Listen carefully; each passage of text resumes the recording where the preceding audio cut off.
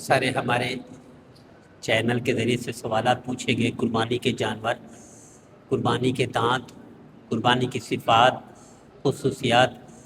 اس کے لیے سارے سوالوں کا جواب یہ ہے کہ قربانی کا اصل عمر دیکھی جاتی ہے شریعت کی نظر میں۔ اونٹ ہے 5 سال کا ہوگا تو دانت جیسے تیسے ہوں، کھا سکتا ہو، چارہ کھا سکتا ہو، اس کی قربانی قبول ہے۔ اور گائے یا بیل وغیرہ ہے 2 سال کا ہے، دانت جیسے تیسے کیسے ہوں، کھا پی سکتا ہو، اس کی قربانی جائز ہے۔ اسی طرح بکری ہے، وہ 1 سال کی ہو، 1 سال سے 1 دن بھی کم ہوگی تو جائز نہیں ہوگی۔ اب دانت جیسے تیسے ہوں، کھا پی سکتی ہو بکری تو اس کی قربانی جائز ہے۔ البتہ دمبا، اس میں رعایت رکھی شریعت نے کہ اگر وہ کم ہے سال کا، سال سے کم ہے لیکن لگتا سال کا ہے، ایسا پہلوان ہے، ہٹا کٹا موٹا تازہ، وہ سال سے کم ہے تو شریعت کہتی ہے اس میں گنجائش ہے، دمبا کر سکتے۔ اچھا، بہت سارے احباب ساتھی سوال پوچھتے ہیں خصی بکرا، تو خود ثابت ہے حدیث سے، خصی بکرا تو خود حدیث سے ثابت ہے، بلکہ افضل ہے، بڑھیا ہے، اچھا ہے خصی بکرے کو کرنے بنسبت دوسرے کے، تو وہ بھی کر سکتے ہیں، جائز ہے، اس میں کوئی حرج نہیں، کوئی کے بات ہے۔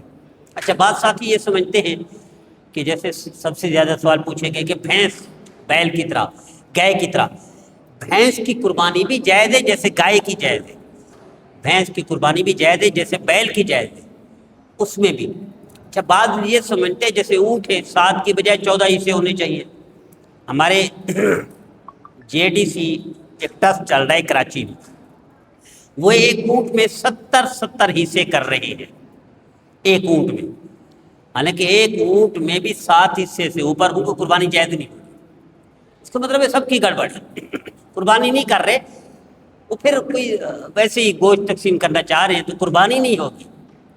ایک اونٹ میں 70 بندے مل جاتے ہیں تو قربانی نہیں ہوگی۔ اسی طرح بھینس میں بھی وہی سمجھ رہے ہیں، ایک بھینس میں 14 قربانی، کوئی 14 نہیں ہوگی، بھینس میں بھی 7 ہوگی، اونٹ میں بھی 7 ہوگی۔ اونٹ تو خود نبی کریم صلی اللہ علیہ وسلم سے ثابت ہے، اپنے آخری قربانی میں 63 اونٹ اپنے ہاتھ مبارک سے ذبح فرمائے، نہر فرمائے۔ اچھا، اونٹ کو نہر کہتے ہیں، ذبح نہیں کہتے۔ آپ صلی اللہ علیہ وسلم نے نہر فرمائے، کتنے؟ 63، وہ 37 حضرت علی رضی اللہ عنہ کو سپرد کر دیے، آپ کریں تو 100 اونٹ کی قربانی دی نبی کریم صلی اللہ علیہ وسلم۔ اچھا، اس میں قربانی امت کی بھی نیت تھی، لیکن امت نہیں کرتی، حضور کے نام کی قربانی امت نہیں کرتی۔ حضرت علی رضی اللہ تعالیٰ عنہ جتنا عرصہ حیات رہے نبی کریم صلی اللہ تعالی وسلم کی قربانی کرتے رہے ہر سال، جس طرح حضور خود کرتے تھے، تو نبی کریم صلی اللہ تعالی وسلم کے نام کی قربانی بھی ہمیں کرنی چاہیے۔ ہاں، استطاعت نہ ہو 4 سال میں، 10 سال میں، 20 سال میں ایک دفعہ قربانی کر لینی چاہیے نبی کریم صلی اللہ علیہ وسلم کے نام۔ اور اس طرح والدین زندہ ہوں یا مردہ ہوں، زندہ ہوں یا مردہ ہوں، والدین ان کے نام کی بھی قربانی کرنی چاہیے۔ اور اسی طرح نانا نانی، دادا دادی، کوئی زندگی میں ہر سال نہیں کرتے، زندگی میں 10 سال میں ایک دفعہ، 20 سال میں ایک دفعہ، یا پوری زندگی میں ایک دفعہ کر لیں تو کچھ حق ادا ہو جائے گا۔ ہمارے معاشرے میں سمجھا کیا جاتا ہے کہ والدین کو سمجھا جاتا ہے ماں اور باپ، یہ والدین، ماں اور باپ والدین ہیں، نانا اور نانی والدین ہیں، دادا اور دادی والدین ہیں۔ جس طرح ماں باپ کا حق ہے، اس طرح نانا نانی، دادا دادی کا بھی حق ہے، ان کا بھی ذمہ داری ہمارے اوپر ہے کچھ نہ کچھ۔ اگر ہم مثال ثواب والدین کے لیے کرتے ہیں، ان کے لیے نہیں کرتے تو یہ ظلم ہے، یہ نافرمانی ہے قسم کی، یہ بے پرواہی ہے، یہ کوتاہی ہے، یہ غلطی ہے ہمارے معاشرے میں جو ہم سارے کر رہے ہیں۔ تو والدین کے نام کی قربانی زندہ مردہ کر سکتے ہیں، نانا نانی دادا دادی کے نام کی قربانی بھی کر سکتے ہیں، اور کرنا بھی چاہیے،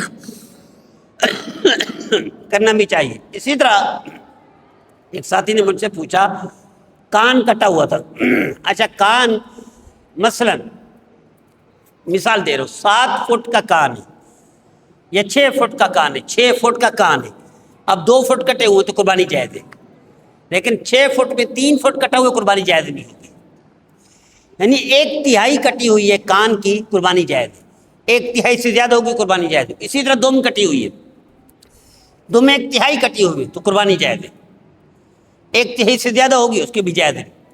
اسی طرح دانت نہیں ہے لیکن کھا پی سکتا ہے تو بھی قربانی جائز ہے، دانت نہیں ہے کھا پی نہیں سکتا قربانی نہیں ہو سکتی۔